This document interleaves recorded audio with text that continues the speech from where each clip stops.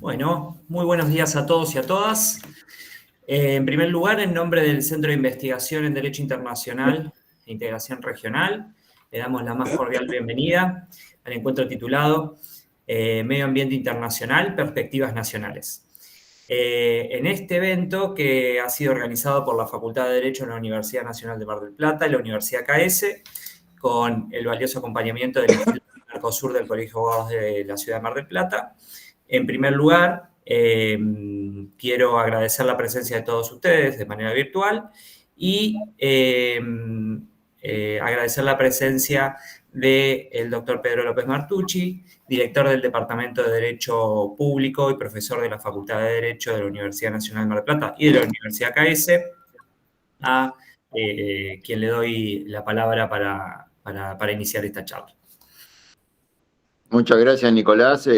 Muy buenos días para todos. En nombre de la Facultad de Derecho de la Universidad Nacional de Mar del Plata, en nombre de su decano, el doctor Guillermo Lorenzo, y también de las autoridades de la Universidad KS, quiero agradecer la presencia de todos ustedes en este día para esta jornada y muy especialmente agradecer a tan distinguidos profesores que tenemos el gusto hoy de poder compartir este espacio. Así que seguramente será fructífero para todas las actividades que estamos llevando adelante en la facultad, muy especialmente a través de la Cátedra de Derecho Internacional Público que dirige nuestro amigo el profesor Fabio Farinella, que es un poco el inspirador de todos estos encuentros. Así que sin más, reitero el agradecimiento, espero que prontamente volvamos a estar en este ámbito tan lindo que es poder juntarnos para compartir los conocimientos de tan distinguidos colegas. Muchas gracias a todos. Muchas gracias, Pedro. Muy bien, bueno, hoy nos convoca un tema de especial urgencia y profundidad, que es la protección del medio ambiente desde un enfoque internacional con aportes desde distintas realidades nacionales. La cooperación y el análisis comparado son fundamentales para poder afrontar los desafíos ecológicos que trascienden fronteras. En este encuentro, el día de hoy, contamos con la presencia de 3 destacados referentes y especialistas del derecho ambiental y, por supuesto, del derecho internacional.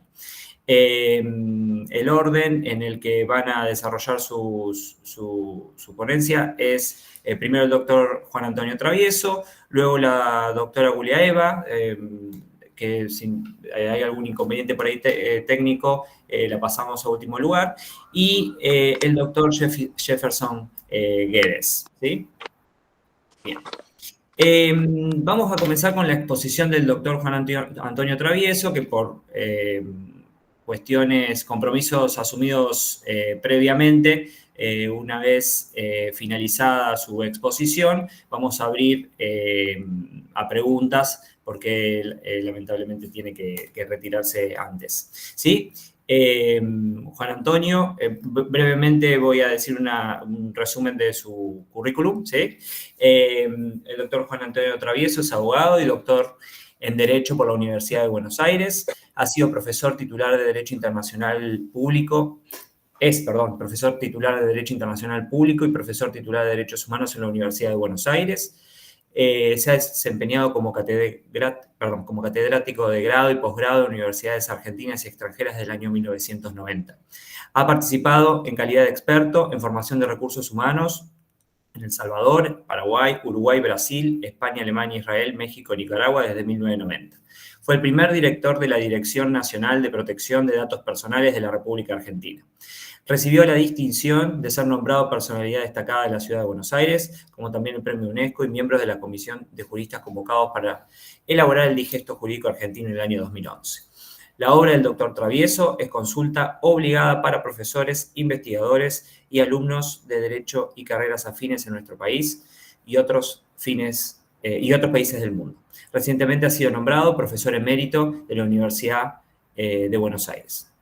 Doctor Travieso, le doy la palabra. Bueno, ante todo, muchas gracias. Muchas gracias por la invitación. Gracias a la Universidad de Mar del Plata. Gracias a KS con el apoyo que sin dudas da. Gracias a mi querido amigo Fabio Farinella, que es un amigo con el cual nos comunicamos diariamente. Hace siglos que no nos vemos, pero sin embargo nos comunicamos a diario, o sea que prácticamente tenemos un contacto prácticamente constante. Mi agradecimiento a todos los presentes también, y la verdad que bueno, me causa mucha gracia porque cuando ustedes hablan sobre mi currículum, siento como que está escrito en piedra, porque es muy antiguo. Y hablamos del año 90, el 90 es como si fuera el siglo pasado, o sea que realmente es muy gracioso, pero no, de todas formas, más allá de que... Mi agradecimiento y mi recuerdo afectuoso, que lamentablemente no está en este momento, pero va a aparecer, a la doctora Elena Gurgaeva, con quien me une lazos de afecto, de cariño y de amistad, sobre todo consolidada en muchos viajes que hemos hecho, en algunos viajes que hemos hecho al extranjero, y siempre hemos podido disfrutar de su calidez, de su afecto, de su estima y de su talento. Así que bueno, hechas estas... mi saludo a nuestro colega de Brasil, que la verdad que me siento muy honrado de poder participar. Y mis excusas, porque voy a tener que retirarme una vez que da de mis pequeñas palabras, porque tengo unos compromisos que estaban asumidos con anterioridad. Bueno, dicho esto, entonces, vamos al grano, que en realidad es el tema del medio ambiente internacional. Yo lo llamaría conflictos y dilemas. Voy a tratar de establecer algunas ideitas, no ideasas, no ideas tipo transatlánticos, sino ideas tipo islitas, tipo archipiélagos, para que los oyentes puedan consolidar algunos conceptos. La idea central es que el cambio climático ha sido no solo es un problema ambiental, sino que es una cuestión de seguridad internacional. Nosotros acá en Argentina estamos sufriendo las consecuencias del cambio climático con fenómenos atmosféricos terribles. Entonces, los conflictos que origina generalmente es por disputa por los recursos hídricos. Tenemos distintas disputas en todo el mundo, entre el Nilo, Jordán, en el Himalaya, etc. Y tenemos unas islas en desaparición, porque claro, el mundo va cambiando y se va adaptando a todo este problema. Tenemos reclamos territoriales como el de Maldives, el de Karibari, el de Tuvalu, etc. Tenemos también, juntamente con esos problemas que se van surgiendo, tenemos el problema conexo, que es el de los desplazados climáticos. La pregunta es, ¿esos desplazados climáticos porque también siempre uno habla del cambio y lo mira el cambio como una cuestión atmosférica, pero no mira las consecuencias que tiene el cambio con respecto a las personas? Y la pregunta es si tienen derecho esos desplazados, quién se hace responsable, y el dilema sería cómo compatibilizar la soberanía con la necesidad de una acción colectiva global. Esa es la tarea que tenemos los internacionalistas. Entonces acá se produce lo que se llama el greenwashing diplomático, es decir, ir tapando la verdad con medias verdades. Entonces, una cooperación ambiental real o una estrategia de imagen, que es lo que estamos viendo. O sea, no solamente las empresas, sino los estados muchas veces ocultan con grandes discursos grandilocuentes que están protegiendo el medio ambiente. Y sin embargo no protegen nada porque después digamos, apapachan o digamos, apoyan distintas industrias que son industrias que afectan el medio ambiente. Entonces, muchos estados promueven una agenda ambiental que no coincide con sus acciones reales. Entonces, tenemos, por ejemplo, países petroleros que firman acuerdos verdes sin reducir su producción. Tenemos fondos internacionales verdes con distribución desigual. Y el dilema es, bueno, sería cómo distinguir un cooperativismo genuino de maniobras diplomáticos. ¿Quién fiscaliza a los fiscalizadores? ¿Qué es el drama que existe en el derecho internacional? Entonces acá tenemos los bienes comunes globales. ¿Quién decide sobre lo que es de todos? Porque acá estamos entrando en el tema de la soberanía. Tenemos bienes comunes como los océanos, por ejemplo, la Antártida, el espacio exterior, o la Amazonia y sus tensiones políticas. ¿Y los conflictos cuáles son? Y bueno, los conflictos que se están produciendo son la minería en alta mar y las consecuencias que producen en el medio ambiente, las bases científicas versus los intereses militares en la Antártida, por ejemplo, el debate sobre la soberanía entre comillas estoy diciendo, de la soberanía en la Amazonia, o sea, qué es lo que pasa con todos los incendios. Y el dilema es, ¿se puede gestionar de forma equitativa lo que no pertenece a nadie, pero afecta a todos? ¿Se puede gestionar de manera equitativa lo que no pertenece a nadie, pero pertenece a todos? Entonces acá, los conflictos ambientales, el asunto es los conflictos ambientales que se transforman en conflictos ambientales armados, cuando la guerra arrasa con la naturaleza, que es lo que estamos viendo en distintos estados. Entonces, los conflictos armados afectan de forma devastadora a los ecosistemas. Y entonces acá, digamos, ¿qué es lo que pasa? Y bueno, incendios provocados en zonas de combate, ni hablar de Medio Oriente, Ucrania, etcétera, uso de recursos naturales como arma de guerra, agua, cultivos, etcétera. Y el dilema es, ¿debe considerarse crimen de guerra? Este es un gran debate. ¿Crimen de guerra la destrucción ambiental deliberada? Sería un nuevo concepto que a mí me gusta porque realmente acá tenemos una gran lucha. Y luego entonces tenemos el asunto de una nueva economía verde. Algunos hablan de un neocolonialismo disfrazado. La transición energética depende de minerales críticos concentrados en países en vías de desarrollo. Por ejemplo, estamos hablando todo el día, sobre todo en la Argentina, sobre la explotación de litio, cobalto, tierras raras se está hablando en Ucrania y en Europa, y eso genera tensiones por nuevas formas de relación jurídica económica. Entonces, ¿cuál sería mi idea de conclusión? Que lo ambiental ya no es solo un asunto de árboles y especies, como lo veíamos nosotros otrora. No es una cuestión de que nos vamos a poner una hojita verde o una florcita, sino que es un eje de poder y conflictos y dilemas éticos en las relaciones internacionales. Acá entonces los desafíos globales que enfrentamos hoy no respetan fronteras, pero las decisiones sí. Entonces, el verdadero reto está en repensar cómo distribuimos responsabilidades, beneficios y sacrificios en un mundo donde lo común se vuelve cada vez más disputado.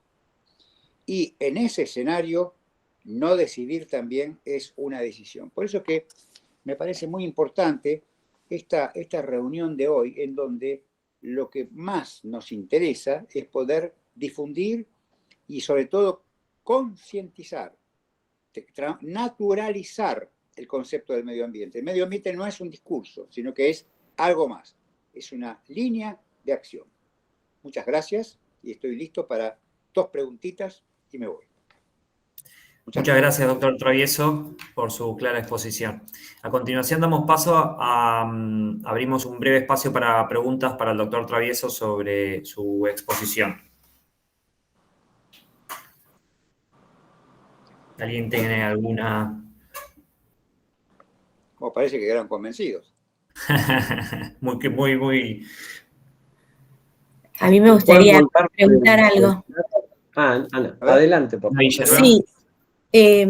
Bueno, buenas tardes, buenos días y buenas tardes. Para los colegas que están lejos. Sí, adelante. El tema ambiental es un eje de poder y conflictos, teniendo en cuenta las políticas de seguridad marítima que tiene el Reino Unido y la Unión Europea. Todos estos libros de seguridad incluyen el tema ambiental. Es decir, la estrategia de la Armada Británica, por ejemplo, es tener en cuenta la protección del ambiente, prevenir, reducir, etc. Coincido con lo que usted dice de que el medio ambiente ya no es un cliché, sino que es una cuestión de seguridad mundial, y es el escenario en que se desarrollarán los principales conflictos.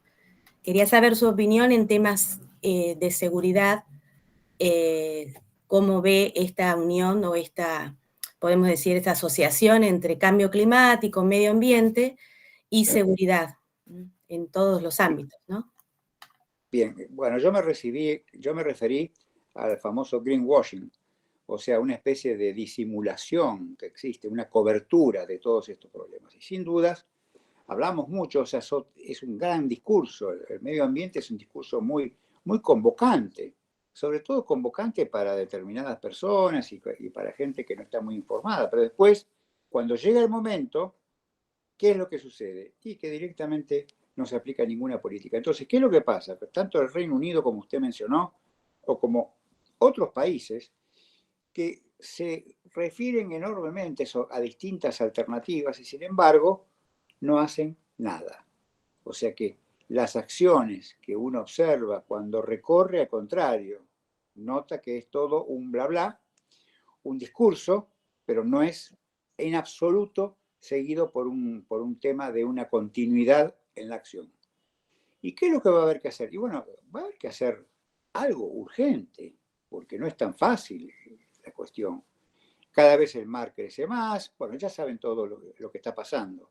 Y está sucediendo, y estamos viendo cómo se va destruyendo todo. O sea que yo creo que acá tenemos como si algo interesantísimo. Las pirámides de Egipto están absolutamente vivas, pero ¿qué pasa si en un día determinado las pirámides de Egipto quedan sumergidas? Que puede suceder. Y el tema es que antes los cambios sucedían en siglos, pero ahora los cambios suceden en segundos.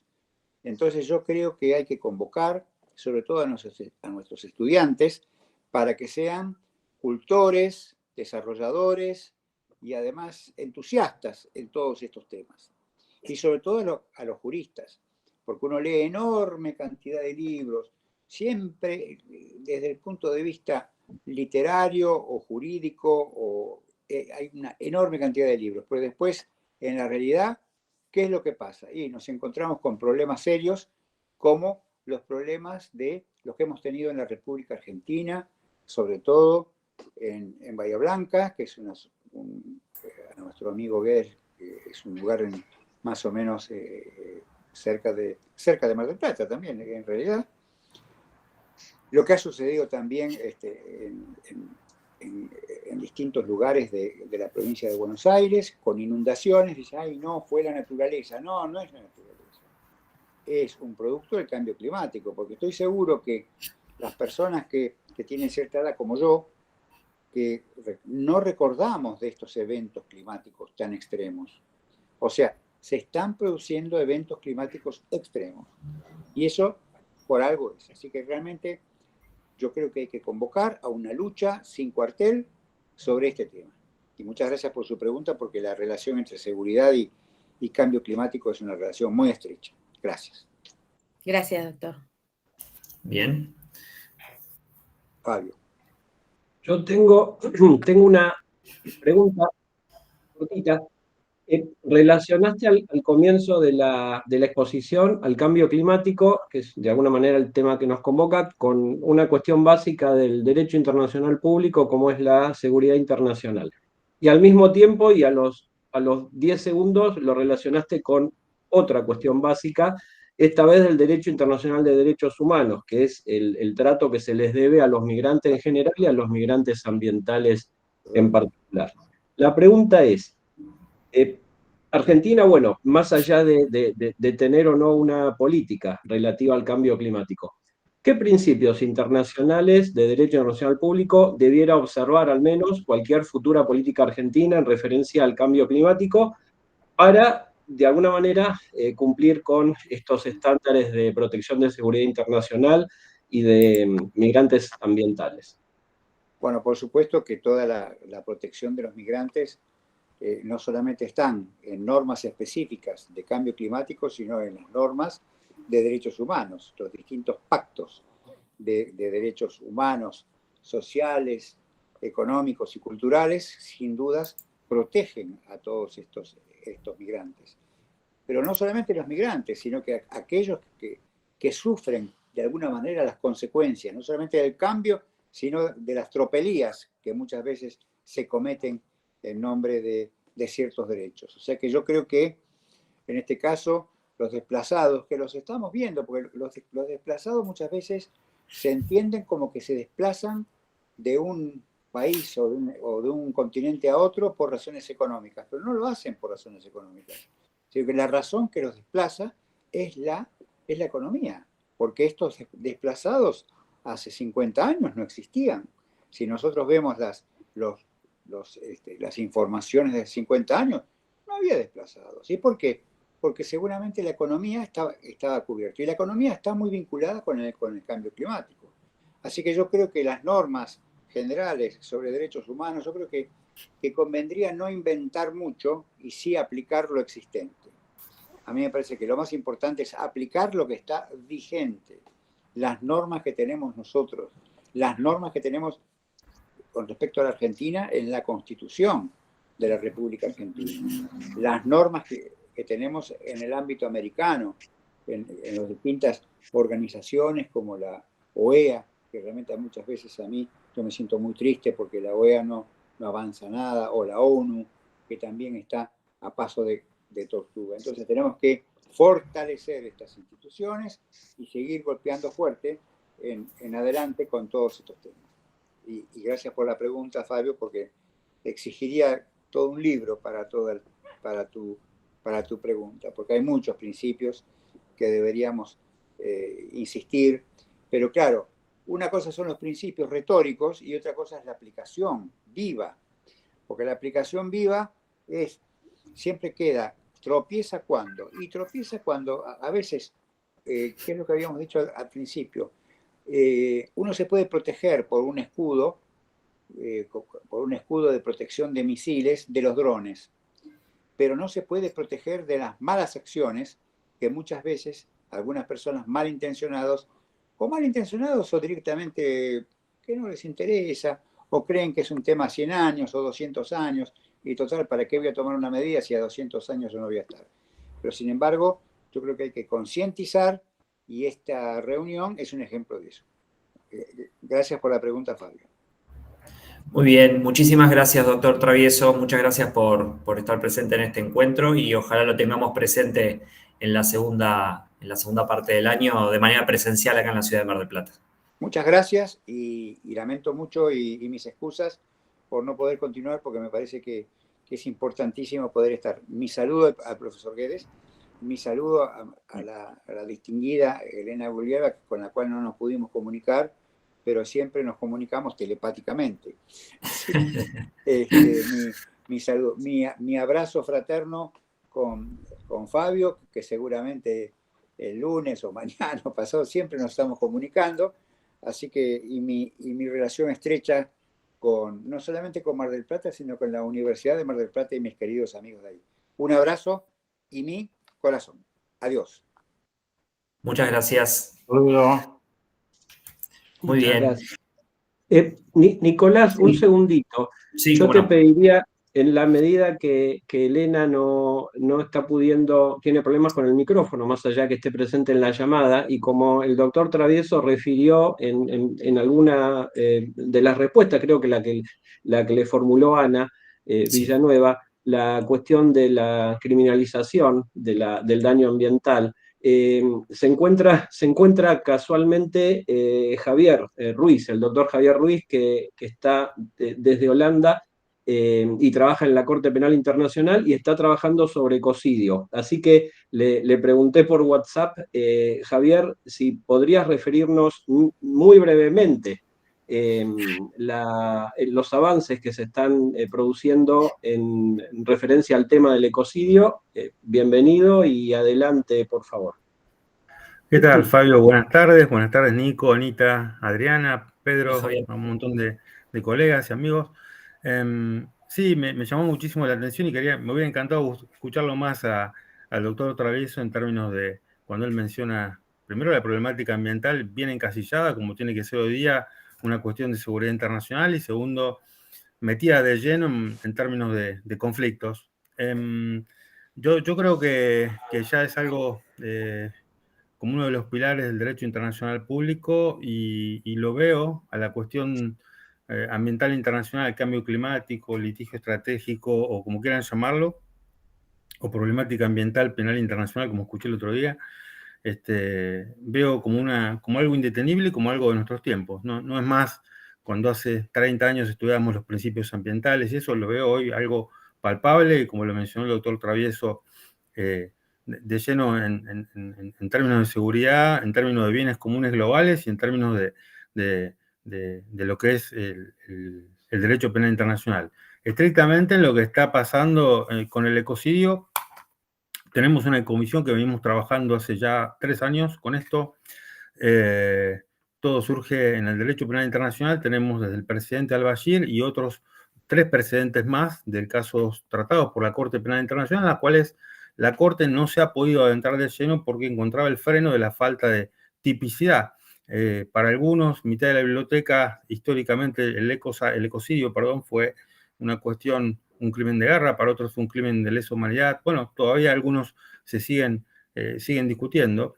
El conflicto de la Federación Rusa con Ucrania, más allá de si es o no una guerra de agresión y todo lo que podemos llegar a discutir, ha planteado lo que ha sucedido con la explosión de con lo que ha sucedido con la represa sobre el río de Dnieper, Novakavikovka. Yo creo que más allá de lo que pasó a eso, hay que estar atento a lo que va a suceder con los próximos casos. Algunos están viendo hoy por hoy en el conflicto Palestina con Israel otro ecocidio, sobre todo en las primeras 2 fases de la guerra, del conflicto que está sucediendo en estos momentos. Y en términos del Estatuto de Roma, bueno, hay desde el pasado septiembre, por iniciativa de la Fiscalía del Tribunal Penal, más allá de haber sacado 2 documentos relativos a la política de cuestiones ambientales, hay hay una discusión en estos momentos sobre la cuestión de la técnica legislativa, si se puede llegar a una enmienda del ecocidio, para algunos una enmienda del artículo o un agregado al Estatuto de Roma como crimen de guerra, de lesa humanidad o como crimen de guerra, y creo que la posición mayoritaria por estos días habla de que en la próxima Asamblea de Todas Partes, no la de diciembre, sino la de marzo del año que viene, se podría llegar a hacer una adenda al Estatuto de Roma y hacer una adenda también a las reglas de procedimiento de prueba del Tribunal Penal para poder incluir la cuestión de, no solo como ecocidio, sino también lo que es la cuestión de los crímenes ambientales internacionales, ¿no? Incluir conceptos como debida diligencia que no figuran, incluir algunas otras cositas más, pero todo depende de las aprobaciones y las posiciones políticas.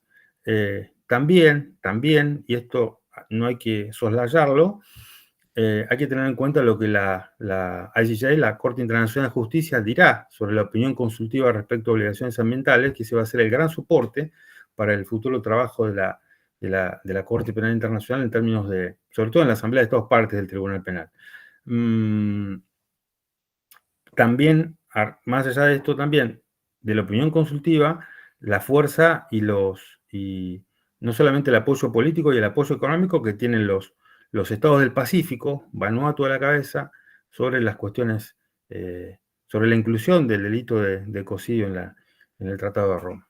Así que ese es el estado actual de la situación y de las cuestiones en términos de ecocidio y crímenes ambientales internacionales.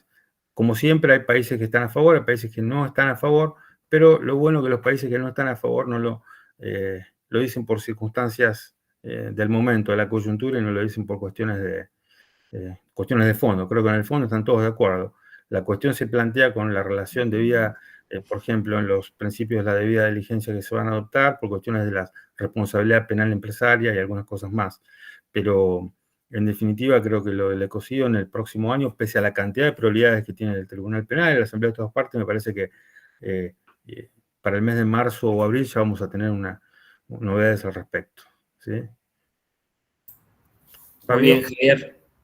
Muchísimas muchas gracias por tus palabras y por aclarar. No. Muchas gracias. Bien, bueno, vamos a seguir con nuestro encuentro. Para cerrar esta ronda de exposiciones, contamos con la presencia del doctor Jefferson Guedes, quien nos ofrecerá una reflexión integrando aspectos constitucionales, institucionales y ambientales sobre el tema. Primero, brevemente, doctor, voy a leer un resumen de su currículum. El doctor Jefferson Guedes es un jurista brasileño, abogado, que se ha desempeñado como Procurador General de la Unión. En 2011 fue nombrado vicepresidente de Asuntos Jurídicos de la Compañía Brasileña de Correos y Telégrafos y es profesor del Centro Universitario de Brasilia desde el año 2011. Es autor de numerosos libros individuales y en coautoría. Fue coautor de 4 volúmenes del Tratado de Derecho Privado del Brasil. Autor de numerosos artículos y de 40 capítulos de libros sobre derecho procesal civil brasileño, igualdad y desigualdad, teoría procesal, derechos sociales, pensamiento político, democracia, entre otros. Fue profesor visitante en la Universidad de Milán y es actualmente profesor titular en el Centro Universitario de Brasilia. Muy bien, doctor Guedes, le doy la palabra y muchas gracias por estar. Gracias, Nicolás. Solo indago a Fabio si mantenemos el orden ese con la llegada de la profesora. Mantenemos. ¿Me escuchan bien? No te escuchamos, Fabio. No te escuchamos. No, ¿me escuchan ahora o no? Sí, sí, escuchamos. Pensé que podían leer mis labios. Elena está, pero ya solucionó la cuestión del micrófono, así que viene después de ti, Jefferson. Perfecto. Tenemos conmigo primero, ¿no? Bueno, agradezco muchísimo a la invitación, agradezco también, Nicolás, por la mediación y a Fabio Farinella de modo muy especial por siempre me llamar en situaciones muy difíciles y me pone en temas que tengo cierta ilegitimidad, pero mi coraje por ser vecino de ustedes argentinos no me permitiría decir no. Por eso le dijo, claro, es sábado, estaré un poco lejos, pero estoy con ustedes. El tema que me propuso, que es de los aspectos constitucionales, oyendo el profesor Juan Antonio Travieso, a quien saludo, y aprovecho a saludar a profesora Elena Bulayeva y a los demás, Adriana Castellanelli, Javier Juiz, que habló minutos, profesor Pedro López, que lo encuentro otra vez también con gran gusto, y saludo a la facultad que hace las invitaciones y también a profesora Ana Villanueva, que son los que veo en este momento. Bueno, el tema propuesto, creo, y es una indagación que hago a ustedes, porque solo tengo, Javier, indagaciones. Tiene la Constitución nuestra, que es del año 88, lleva ya 40 años casi, y no que tenga envejecido, pero se mantiene como algo que el profesor Guillermo Villegas, o García Villegas, para ustedes, propone como un cierto constitucionalismo aspiracional. En los años 80, y el profesor Travieso ha puesto con perfección, teníamos una idea idealizada de cómo debería ser o deberían ser los problemas ese y el enfrentamiento. Por eso, la regla constitucional nuestra, que les hablo muy rápidamente del artículo 225, nos dice, todos tienen el derecho al medio ambiente equilibrado, bien de uso común del pueblo y esencial a la sana calidad de vida, imponiéndose al poder público y a la colectividad o comunidad el deber de defenderlo, preservarlo para las presentes y las futuras generaciones. A mí me parece, viendo eso, y yo ya era un estudiante en 88, que lo que se pretendía o se aspiraba era un constitucionalismo aspiracional ambiental. Y podemos ver después de los alertas todos, del punto de que habla el profesor Travieso, que en esos años todos, mucho quedó, creo, Javier y demás, como aspiraciones a que no llegamos. Y hablo a ustedes, y la crítica internacional creo que es más de ustedes, sobre el punto de vista nacional. Si yo me pongo como estudiante de colegio a los años 70, la distancia es más aún porque no se hablaba de medio ambiente de ese modo en los 70.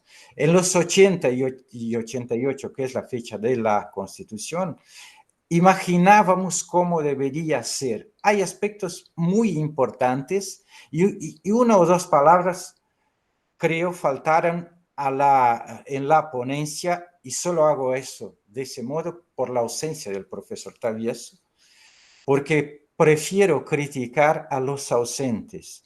Y se puede hablar que falta una o dos palabras, sí, no criticaría a Farinella o al profesor López porque está enfrente de mí, ¿no? Creo que es la distribución, Javier, de la legitimidad para la lucha por los derechos esos. En ese punto, la Constitución brasilera, no en el artículo 25, que es muy bello y muy bien proyectado como imaginación o como aspiración, para usar el término que hablé a poco. Pero se legitima en el artículo 5, Fabio. Fabio conoce bien la Constitución nuestra. En la letra 53, creo, la legitimidad procesal colectiva dada a un individuo solo.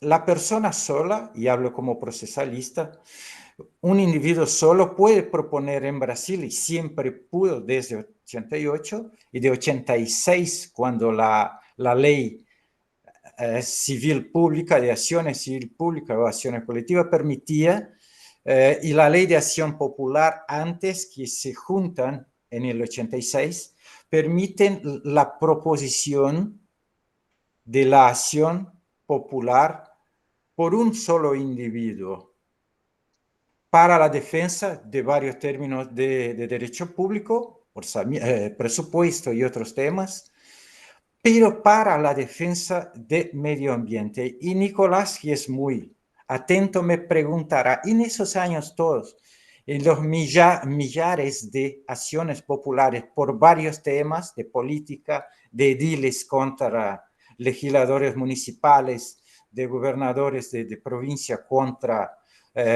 otros candidatos, ¿cuántas acciones civiles, acciones populares, AP, fueron propuestas por ciudadanos, que es el legitimado, profesor Adriana, fueron propuestas en el Brasil entero? Yo no conozco 50. Pero, y ahí pongo una segunda duda. Además de leyes constitucionales, infraconstitucionales, decretos, reglamentos, y en Brasil tenemos, profesor Elena, una peculiaridad para el mundo, pero no para nosotros tres países aquí reunidos. Nosotros somos también en Brasil una federación, como Rusia es una federación, como Argentina es una federación. Entonces, esa competencia, la posibilidad de legislaciones de la Unión Federal, de los estados o provincias o repúblicas para ustedes, o de los municipios o ciudades, todos pueden crear leyes. Además, el individuo puede proponer acciones populares, acciones, además de las individuales, las colectivas para defensa de todo. Pero, aunque tengamos legitimidad, no propusimos. La pregunta, perdón, Nicolás, que hago otra vez, ¿por qué? ¿Por qué no basta, tal vez? No basta, tal vez, las leyes y la legitimidad procesal. Creo y esa indagación es para ese grupo inmenso, Flavio, que reúnes en ese sábado por mañana con tantas cosas mejores para hacer en la calle, vienen a asistir a mí, no digo el mismo, a la profesora Elena y al profesor Travieso, pero la pregunta es para los alumnos. ¿Por qué no basta la ley? ¿Por qué no basta 3 entes federativos haciendo leyes? ¿Por qué no basta legitimidad procesal? ¿Y por qué no basta todo lo que tenemos? Lo que nos falta aún para que tengamos una efectiva protección o lucha, si pensamos en el proceso administrativo o judicial como una cierta lucha. Falta mucho. No faltan leyes en Brasil. Y les doy los ejemplos verbales del artículo 225. No los leo para no molestar. Él tiene 7 párrafos. El párrafo primero es el más importante porque ahí están, profesor Fabio, los principios. Leo solo los verbos. Para asegurar la efectividad, dice el párrafo primero, del derecho cabe al poder público. El primero trata del poder público con 7 letras. Preservar y restaurar, y ahí describe proceso ecológico. Preservar la diversidad y la integridad del patrimonio genético. 3. Determinar en todas las unidades de la federación espacios y territorios de bien especialmente protegidos, reserva. Ese tal vez tenga sido, profesora Adriana, el más bien desarrollado de todos, porque ampliamos muchísimo en Brasil las regiones protegidas, los parques, y con una peculiaridad, hay parques que se sobreponen federales como las islas litorâneas en el litoral de Atlántico brasileño. Son federales, estaduales y aún los municipios, esas las ciudades costeras que tienen la isla cerca de sí, tienen como parque, como si fuera un triple parque, pero aún no se garantiza con eso la protección. Entonces, determinar en las unidades la protección.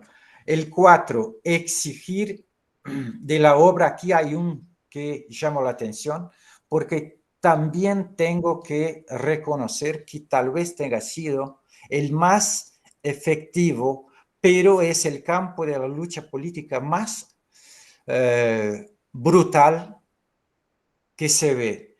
Dice el 4 del párrafo primero del 225. Exigir, cabe al poder público exigir, de obra causadora de degradación al medio ambiente, estudio previo de impacto ambiental. Ese obra o actividad. Hay muchos ejemplos importantísimos de esa lucha política para la liberación del estudio previo. ¿A quién cabe el estudio previo? Al Ministerio del Medio Ambiente. ¿A quién cabe la obra? ¿Son obras privadas o públicas? Muchas incentivadas por la explotación mineral o otra. Les doy un ejemplo ahora en la franja norte de Brasil, en el mar norte nuestro, con la explotación de petróleo. ¿Quién quiere en la foz del río Amazonas, cerca de Belém do Pará, donde será la COP nuestra ahora de aquí a unos meses? La explotación de petróleo ahí, quien lo quiere es Petrobras, y quien lo autoriza o no es el Ministerio del Medio Ambiente por su órgano IBAMA, Instituto de Protección del Medio Ambiente, pero ese dispositivo cuarto del párrafo primero del 225 es uno que efectivamente impidió la velocidad de explotación de algunos bienes. Y ahí paso al quinto, controlar la producción y comercialización y técnicas que pongan en riesgo la vida, y el sexto, promover educación ambiental. Aquí es tal vez la queja mía, uno de los aspiracionales, porque es poético, profesora Adriana. Me acuerdo de los mejores poetas Rusos tal vez no, aunque me guste Mayakovsky, pero algunos literatos clásicos argentinos. Promover la educación ambiental, la conciencia pública. ¿Qué es eso si no se arregla con detalle? ¿Qué es educación? ¿A quién cabe? ¿Cuánto se tiene de presupuesto para eso? ¿Dónde? ¿Cómo? ¿Por qué? ¿Con quién? ¿Para quién? ¿No? Y el séptimo, proteger la fauna y la flora. Aquí mantuvo la lengua nuestra, aunque no sea perfecto para ustedes. Y otro, aspiracional por completo. Así, Fabio, pasados los casi 40 años de la Constitución, creo que estamos muy bien de aspiraciones, pero en un tercio de esas aspiraciones, creo, avanzamos bien en esos puntos que les he destacado. Y con eso concluyo mi improviso en esta etapa, me quedando, Nicolás, a disposición de ustedes y con las excusas por la lengua. Y si quieren, les hablo en portugués para que me comprendan mejor. Muy bien, doctor, se entendió perfectamente. Le agradecemos mucho su exposición. Ahora, bueno, y al final de la exposición de la doctora Guliaeva haremos preguntas, ¿sí? Ahora sí, para cerrar este encuentro y superados los obstáculos tecnológicos, vamos a escuchar a la doctora Elena Guliaeva, quien compartirá una mirada desde el derecho internacional y la experiencia nacional de la Federación Rusa en relación con la agenda ambiental global. Previamente, leeré brevemente el currículum de la doctora Guliaeva. Ella es doctora en Derecho Internacional y Derecho Europeo por el Instituto de Derecho y Legislación Comparada dependiente del Gobierno de la Federación Rusa. Posee estudios de maestría en Economía Global con especialidad en Negocios Internacionales en la Universidad Rusa Planov de Economía. Se ha desempeñado como docente investigadora en la Universidad Tecnológica de El Salvador, en la Academia Estatal de Derecho de Saratov y en el Instituto de Estudios Europeos de la Universidad Católica de Leuven en Bélgica, entre otros. Fue becaria de la Escuela de Derecho Richardson de la Universidad de Hawái, en Manoa, y actualmente se desempeña como profesora de Derecho Internacional en el Instituto Estatal de Relaciones Internacionales de Moscú, la institución educativa más prestigiosa de la Federación Rusa en el campo del Derecho Internacional y las Relaciones Internacionales. Doctora Guliaeva, adelante, por favor. Muchas gracias por la presentación. Finalmente, yo puedo entrar y decir muchas gracias por esperarme. Disculpo por un problema técnico que yo había tenido y finalmente podía resolver este problema. Yo quiero agradecer a todos ustedes por la invitación, por este evento. Por lo primero, quiero agradecer a Fabio Farinella por la invitación personalmente. También estoy muy feliz ver a profesor Juan Antonio, también siempre telepáticamente nosotros hablamos porque yo escuchaba pero no podía hablar. Estoy muy feliz ver a Jefferson y a Nicolás y a todos. Y yo sé que Jefferson ahora está en Moscú y eso es una cosa muy buena porque sí, en Moscú hace mucho calor ahora. Sí, pero mi tema que quiero desarrollar ahora y quiero compartir con ustedes sobre la experiencia rusa en la esfera ecológica y quiero decir que la implementación de la política climática en nuestro país se lleva a cabo de conformidad con la doctrina climática de la Federación de Rusia aprobada por el orden del presidente de nuestro país en 2009. Y durante el primer periodo del protocolo de Kioto, Rusia se aseguró de que el nivel establecido de emisiones de gases de efecto invernadero invernadero no superará el 100% del nivel de 1990. Hasta el año 2020, el indicador objetivo de limitación de las emisiones de gases de efecto invernadero se estableció por iniciativa propia mediante el decreto del presidente de la Federación de 2013 y no supera el 75% del nivel de 1990. Uno de los indicadores más indicativos en el ámbito de la regulación estatal de las emisiones nocivas a la atmósfera es la llamada contribución determinada a nivel nacional. La Federación de Rusia ha presentado su primer informe en el marco de la implementación del Acuerdo de París. El objetivo de Rusia contribuye a alcanzar el objetivo de temperatura global, ya que para 2030 la reducción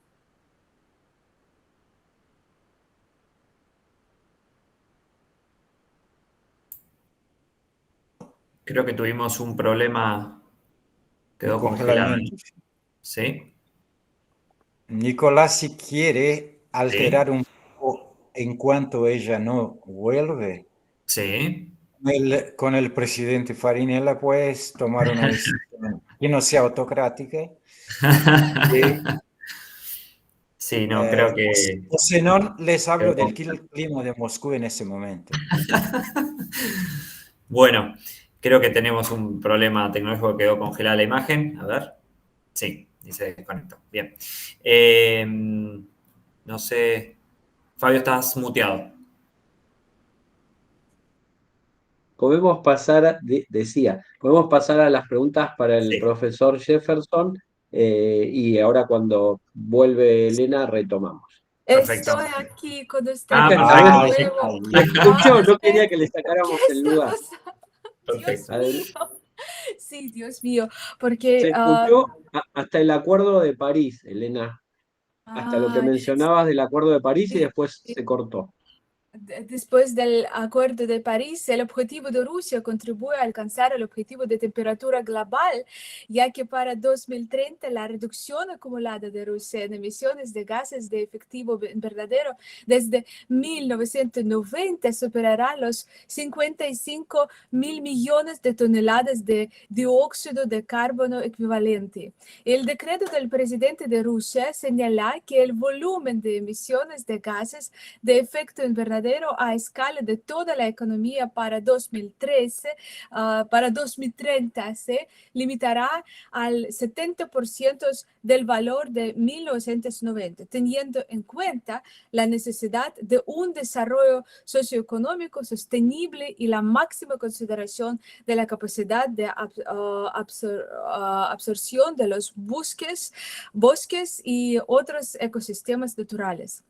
Rusia es uno de los pocos países que superó sus compromisos bajo el protocolo de Kioto en su primer periodo de vigencia y desde 2013 se ha fijado voluntariamente objetivos para cada vez más ambiciosos de reducción de emisiones de gases de efecto invernadero. Sin embargo, a pesar de todos los esfuerzos realizados por los estados para proteger el medio ambiente, existen muchos casos aislados de violaciones de los derechos humanos en esta área. Uno de los instrumentos para garantizar estos derechos es el Convenio para la Protección de los Derechos Humanos y de las Libertades Fundamentales de 1950, que constituye la base de la labor del Tribunal Europeo de Derechos Humanos de Estrasburgo. Es muy interesante ver la práctica que está apareciendo últimamente en Europa sobre los casos del medio ambiente. Aunque no existen disposiciones en la Convención Europea ni en sus protocolos adicionales que se relacionan directamente con el derecho a un medio ambiente sano y ecológicamente equilibrado, el Tribunal Europeo de Derechos Humanos ha reconocido en su jurisprudencia y en la jurisprudencia de la Comisión Europea ciertos tipos de de degradación ambiental tiene graves consecuencias para los ciudadanos individuales o la falta de información por parte de las autoridades públicas sobre los riesgos ambientales. Y las violaciones a las que se ven sometidos los individuos pueden constituir una violación de ciertos derechos protegidos por la Convención, como el derecho a la vida, la prohibición de la tortura, el derecho a la vida privada y familiar o el derecho a la propiedad. Y los objetivos de desarrollo sostenible, a menudo denominados, son una iniciativa global de la ONU destinada a abordar los desafíos más importantes que enfrenta la humanidad para 2030. Yo quiero recordar una persona muy famosa en Rusia, yo creo que en el mundo, Yevgeny Primakov, quien no está con nosotros este día, pero yo podía ver los documentos primeros que él propuso en 1993 sobre el desarrollo sostenible en Rusia, después de la caída de la URSS.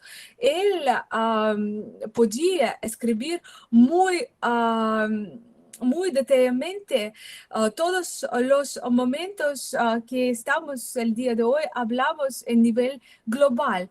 Y es muy interesante ver este documento. Yo creo que más que 30 años. Yo recuerdo que Fabio también estaba escribiendo su tesis doctorado sobre el desarrollo sostenible en los 90, pero no apareció como este es el derecho internacional. Ahora vemos por todos lados, por ejemplo, en todas las universidades en Moscú, que este tema de desarrollo sostenible, la ecología y el derecho internacional relacionados directamente este día. Solo necesitas elementos. Y Yevgeny Primakov, político científico, ha hablado repetidamente sobre la importancia del desarrollo sostenible y la asociación global, lo que refleja tanto su visión personal del mundo como sus opiniones políticas. La agenda climática de Rusia incluye una serie de medidas destinadas a reducir las emisiones de gases de efecto invernadero, como yo les dije en el inicio, adaptarse al cambio climático y realizar la transición a una economía baja en carbono. Y Rusia se ha comprometido a lograr la neutralidad de carbono para 2060 y participa activamente en la aplicación del Acuerdo de París. En nuestra Constitución, la Constitución de la Federación de Rusia garantiza a todos el derecho a un medio ambiente favorable, el derecho a información fiable sobre su estado y el derecho a indemnización por los daños causados por violaciones del medio ambiente. Nosotros tenemos el derecho ambiental, está regulado por leyes federales como sobre la protección del medio ambiente, sobre las áreas naturales especialmente protegidas y otras. Y el objeto principal de protección del derecho ambiental es el medio ambiente, incluidos los objetos naturales antropogénicos y los objetos antropogénicos. Los ciudadanos tienen derecho a la protección contra el impacto negativo de la actividad económica sobre el medio ambiente, así como recibir información confiable sobre el estado del medio ambiente. Los ciudadanos y las organizaciones están obligados a tratar la naturaleza con cuidado, preservar los recursos naturales y prevenir las violaciones ambientales y la infracción de la legislación ambiental conlleva responsabilidad administrativa, civil y penal. El derecho ambiental es de particular importancia en Rusia debido a sus vastos recursos naturales y a sus importantes problemas ambientales. La protección del medio ambiente y de los derechos humanos ambientales de los ciudadanos contribuyen a mejorar la calidad de vida de la población y al desarrollo sostenible del país. El El derecho ambiental desempeña un papel importante para garantizar la seguridad y la sostenibilidad de la economía nacional.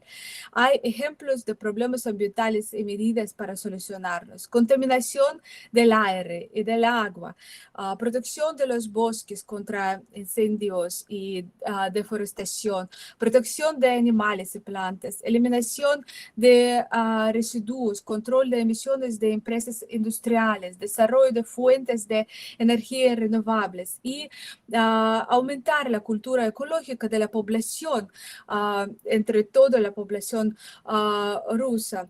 De conformidad con los artículos 42 y 58 de la Constitución de la Federación de Rusia, en la Federación toda persona tiene derecho a un medio ambiente y, como les dijo, también derecho a la salud y el derecho de toda persona a un medio ambiente sano y por la indemnización de los daños causados a la salud, a su propiedad. Por eso tenemos otro artículo correspondiente a la obligación de preservar la naturaleza, tratar recursos naturales, y la obligación constitucional antes mencionada es universal carácter y se aplica tanto a los ciudadanos como a las personas jurídicas, teniendo con el objetivo de garantizar el bienestar de las generaciones presentes y futuras, como los sujetos o como los actores del derecho. Y la preservación de la naturaleza y el medio ambiente determina la implementación, control sobre actividades que puedan tener efectos nocivos sobre la naturaleza. Y como se desprende de los materiales estudiados, por ejemplo, de la práctica judicial, las preguntas, aplicaciones de la legislación de protección del medio ambiente, nosotros tenemos también un trabajo de la Corte Suprema en la Federación Rusa y son los distintos casos. Y yo quiero también desarrollar otro tema un poco sobre la protección de los derechos de los animales.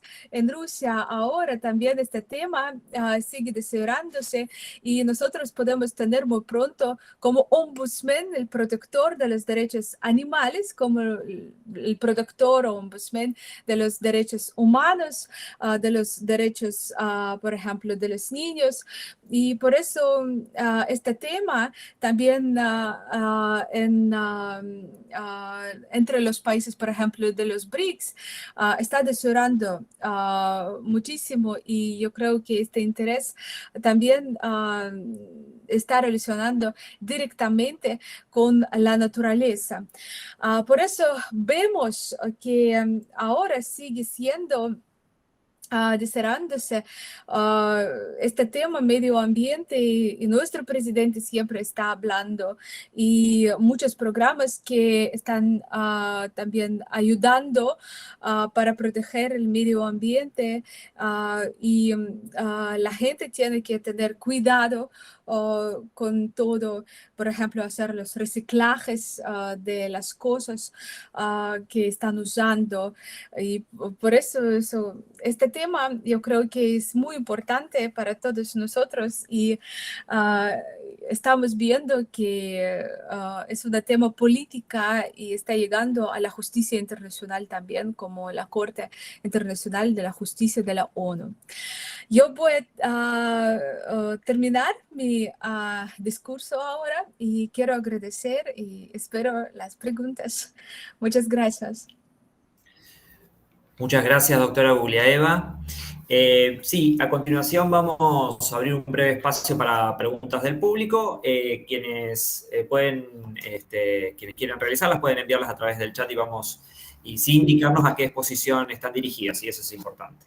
Yo, para romper el hielo, tengo una primera pregunta que es para que respondan tanto la doctora Guliaeva como el doctor Guedes, y es si desde las respectivas experiencias nacionales de cada uno de los países, cuáles serían los principales obstáculos internos para, digamos, la efectiva implementación de aquellos compromisos ambientales asumidos en el plano internacional. O sea, ¿qué obstáculos hay en el ámbito interno de cada uno de los países a su consideración, verdad?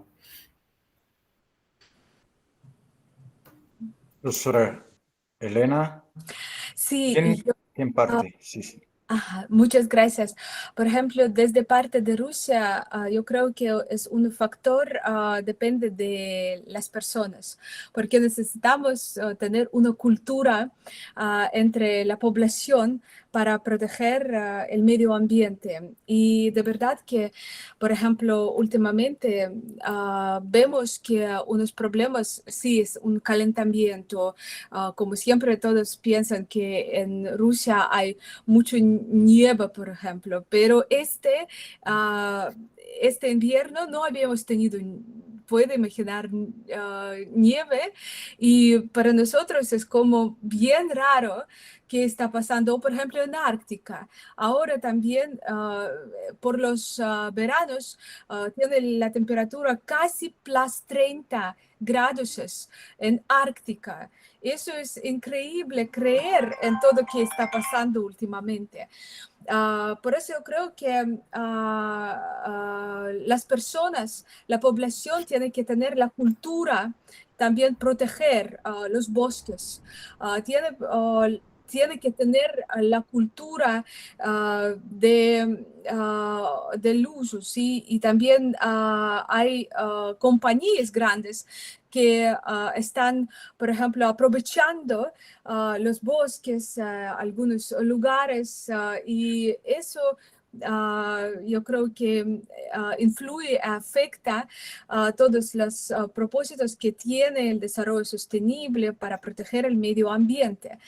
Yo creo que también son los factores que a veces en la legislación nos falta algunos momentos que necesitamos trabajar bien, y también la Corte Suprema tiene que mejorar esta esfera. Y es muy complicado, por ejemplo, en la Corte defender los derechos ambientales, porque ver la causa, efecto, la conexión es un problema grande. Pero en Rusia tenemos la Fiscalía para Medio Ambiente. Ellos están también analizando la situación y también están viendo los crímenes en esta área. Muchas gracias. Gracias, doctora. Bueno. ¿Avanza, Nicolás? ¿Sí? No, no sé, Jefferson, si no tengo otra pregunta para realizarle, perdón. Una alumna de la cátedra, sí, perdón. No, para efectuar una pregunta, Sí, Nico, dale. pero sí, por favor, Javier. Sí, primero le quiero agradecer a Jefferson y a Elena por las presentaciones muy ricas y muy interesantes ambas. Cuando Elena menciona la jurisprudencia o menciona más o menos el actual estado de la cuestión ambiental en la Unión Europea, yo creo que ella hace referencia a 3 casos, los últimos 3 leading cases de la Unión Europea: Clima Señorín con Suiza, el otro caso es Duarte Agostino con Portugal, y el otro es, bueno, hay uno más que se me olvida, el último, Careme con Francia, ¿no? A mí me llamó muchísimo la atención, cuando en el caso de Clima Señorín con Suiza, bueno, la Corte Europea menciona que Suiza ha violado el artículo 6.1 de la Convención Europea, ¿no?, sobre el acceso a la justicia, ¿no?, sobre todo haciendo ahí un juego respecto de la víctima y respecto de los legitimados activos para poder presentar el reclamo. La pregunta para ambos es, en el caso de Elena, yo quería preguntar cómo es la cuestión del access to justice en tu respectivo país. Recién has mencionado algo más que interesante, que son las fiscalías medioambientales. Y la pregunta para Jefferson, me llamó mucho la atención cuando mencionaste la cuestión de la legitimidad, ¿no? O mencionaste algo relativo a los intereses colectivos o intereses difusos. Quería si me podrías comentar un poquito más al respecto en la legislación que has expresado antes. En caso que pueda, no lógico. Muchas gracias. ¿Quién arranca? Es indistinto. Es lo mismo, es lo mismo. Nicolás, Cualquiera de los dos. puedo dar la partida aquí. Sí, bueno, Javier, un gusto contestarte. Creo que necesitamos otro sábado entero y no 2 horas farinera, que la experiencia es buenísima, pero yo también tengo que salir a la hora nuestra, 15, Ok. 25, 17, 25. Bueno, la legitimidad en 10 palabras, Javier. Nuestra, para las acciones comunes tradicionales nuestras, es individual. Nosotros podemos litigar con el vecino por un derecho de vecinez o por pagos pero esa legitimidad individual se transportó también en la Constitución, en la acción popular, he dicho, para el individuo, cualquier individuo que sea ciudadano, pero ciudadano en Brasil es el caballero o la señora que tiene 18 años y tiene cédula electoral. Eso es el concepto nuestro de ciudadano. No puede ser un niño representado y ni un extranjero sin la cédula de votación, de voto político. Entonces, ciudadano es quien ejerce los derechos políticos. Un preso no lo tiene, pero ese individuo puede proponer, además, como en Rusia y como en Argentina, el Ministerio Público, la Fiscalía puede también, las entidades colectivas sociales para proteger las abejas o de los insectos en general pueden también. Pero la legitimidad individual, aunque exista, esa era mi crítica, y prometo a ti mandar eso detallado en artículos y textos por Fabio, para que profundicemos un poco más. Pero no basta, creo, la legitimidad. Eso que te diría, porque tenemos un proceso colectivo brasilero de derechos individuales homogéneos y difusos que tiene más de 20 leyes no ambientales solo, para todos los derechos colectivos, sociales y otros. Pero en medio ambiente, a partir del 86, de la Ley de Acción Civil Pública, ACP, y de la acción popular que vieja anterior del 64 de los militares, se puede también el individuo. Pero lo que digo, Javier, es que no basta eso. Necesitamos, como habló Elena, de otras cosas que no sé lo que son probablemente, no creo solo en la conciencia, Elena, y no creo solo en los individuos. Me permita, es una mala hora para divergir, porque estoy en Moscú y me puede hacer algo, no tomar el café prometido, pero no creo en los individuos solo, no creo en los procesos solo, no creo en leyes, no creo en dirigentes. Ahí sí, y yo sé que piensas así, como Fabio y otros. Es necesario una mentalidad general que está por ahí y no la encontramos. No sé si sinteticé suficientemente, querido Javier. Muy bien, Muchas muchas gracias. gracias. Tengo una pregunta más, doctor Guedes, para usted. Janina Cobian pregunta, relacionado con la pregunta que usted realizaba sobre su exposición, sobre qué es lo que hace falta para un correcto funcionamiento de la protección ambiental. La pregunta es, ¿algún factor podría ser la falta de educación o concientización desde el plano más serio o formal de la cuestión de los problemas ambientales? Y yo creo que la educación, desde que más que la ponencia en las leyes, nos digan qué es, cuándo es, para quién es, a qué altura es. No creo en sanciones solo. Soy en parte, profesor Adriano, un abolicionista. No en parte, cuidado, que solo en parte. Creo que la abolición de las sanciones puede, sin la educación, no permitir que se llegue a los puntos. Ahora, creo que la pregunta esa tiene muchas caras. Yo creo, y un problema de Brasil, aquí me puso Elena como un crítico nacional también. No destaco solo cosas buenas que veo en la legislación. Yo veo una desigualdad inmensa entre la población brasilera, aunque sea un país rico, una economía de las 10 mayores del mundo y eso y aquel. No hablo de fútbol para no provocar a los vecinos míos argentinos, pero si destaquemos todas esas cosas grandes que tenemos como la riqueza económica, nos da la impresión que tenemos todo, pero no.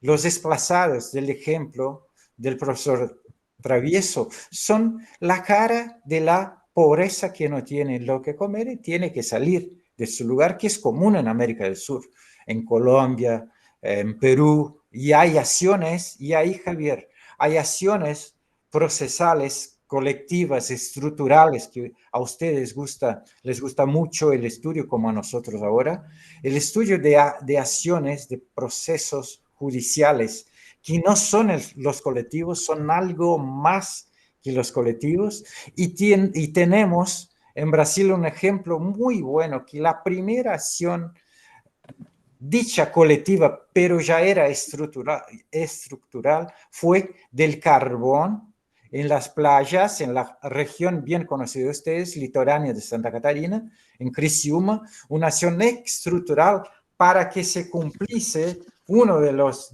letras del párrafo primero del 225, que es la mineración de carbón que hace como un Marte, después que lo explota el carbón mineral, tiene la obligación de reponer todo a lo que imaginemos era el lugar antes de la explotación de carbón.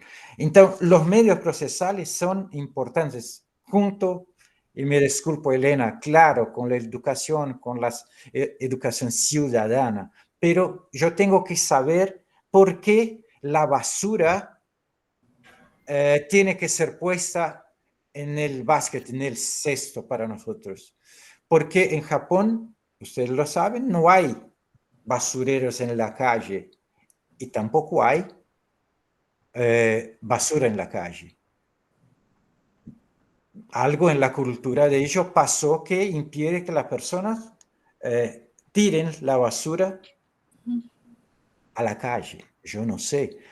Y ahí contesto a la persona esa, el estudiante eso, algo pasó entre los actos ese que impide que nosotros saquemos, a tirar, no sé, la basura en la calle.